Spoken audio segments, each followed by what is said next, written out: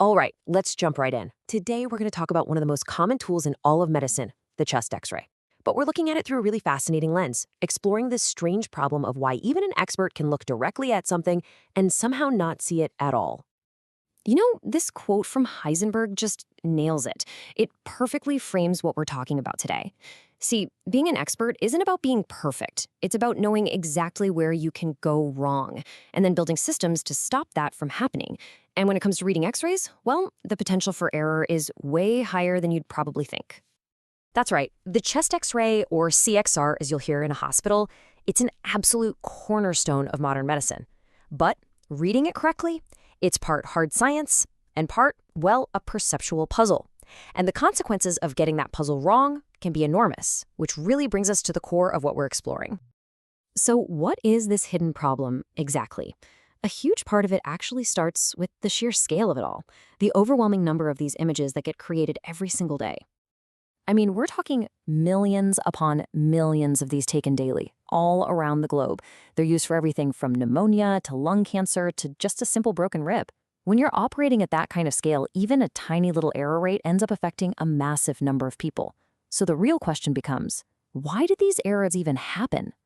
And this is where the story gets really interesting, because the problem often isn't about the image quality or the technology. No, more often than not, it's about that super high-powered computer trying to interpret it, our own brain. It turns out the biggest reason for missed findings are what experts call perceptual errors. It's not that the problem isn't right there on the film, it is. It's just that, for one reason or another, the human brain looking at it just doesn't register it. So think of a chest x-ray kind of like a busy, cluttered landscape. These spots on the slide, these are the known hiding places.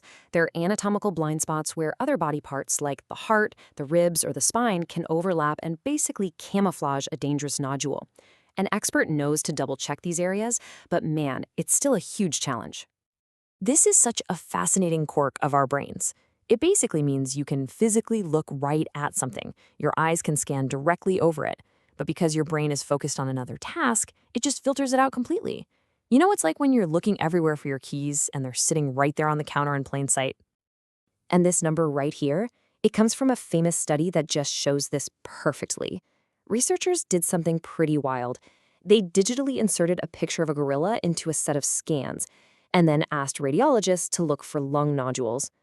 Get this, a staggering 83% of these highly trained experts never saw the gorilla. Their brains were so laser-focused on finding tiny nodules that they were literally blind to anything else, even a giant primate. And here's another one of those mental traps. It's called satisfaction of search. When a radiologist finds a problem, say a big, obvious one, there's this natural human tendency to feel like, okay, job done, and maybe stop looking quite so carefully. But what if there's a second, maybe even more dangerous finding hiding somewhere else? This is a major cause of missed findings. Okay, so if our brains have all these glitches, how do experts get it right so often? Well, they've developed these really powerful, systematic strategies to fight back against their own cognitive biases. It really is all about having a disciplined process. You know, if you or I looked at an x-ray, we'd probably just glance around randomly. But an expert, they use a rigorous, consistent search pattern every single time. It's like a pre-flight checklist for a pilot, designed specifically to overcome those mental traps we just talked about. And here's what that pattern looks like in action. It's not just a casual look, it's a full-on investigation. They check the patient info, make sure the image quality is good, and then they do these big sweeps over the lungs. But here's the absolute key. They do a deliberate second pass, specifically targeting all of those known blind spots. Only then do they move on to inspect every other little piece of the puzzle. And the search doesn't even stop with just that one image. Getting a lateral or a side view is absolutely critical because it can show you things that are completely invisible from the front.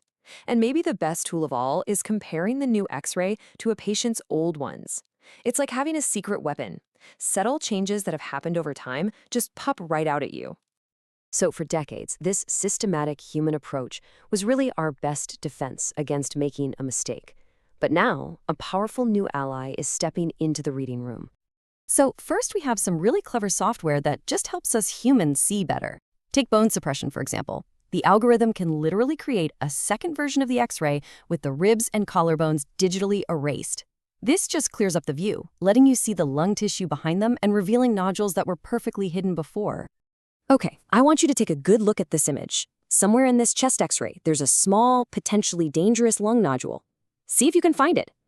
It's tough, right? This is exactly the kind of subtle little thing that's so easy to miss, even for a trained professional. And this is where artificial intelligence changes the game. The AI algorithm scans the entire image in a fraction of a second and plops a little box right around the suspicious area. It basically acts like a super vigilant co-pilot, pointing out things the human expert needs to take a closer look at. And the impact is just profound. Studies are showing that when you pair the expertise of a human radiologist with the power of an AI tool, the rate of missed lung cancers can drop by an average of 60%. That is just a massive, massive leap forward for patient safety. The reason AI is so good at this is that it doesn't have our human weaknesses. It never gets tired at the end of a long shift, it doesn't get distracted by a phone call, it never suffers from satisfaction of search, or gets fooled by that invisible gorilla. It just performs its perfect, systematic search every single time. But here's the thing. Using technology to find more errors is only half the solution. The other, maybe even more important half, is about culture. What do we actually do once an error has been found? This quote really gets to the heart of it. The goal can't be to achieve human perfection, because that's just impossible. The real goal is to build a system that learns and gets better from the mistakes that will inevitably happen. And to do that, you need what's called a just culture. This means shifting away from a culture of blame and creating an environment where doctors and technicians feel safe to report their misses and discrepancies. These events aren't treated as individual failures, but as priceless learning opportunities to make the entire system safer for the next patient and the one after that. And that really leaves us with this final thought to chew on. AI is going to get better and better at finding our mistakes. The real challenge for us, for the humans in the loop, is going to be building the systems and the open culture that's needed to make sure we learn the right lessons from every single one of them.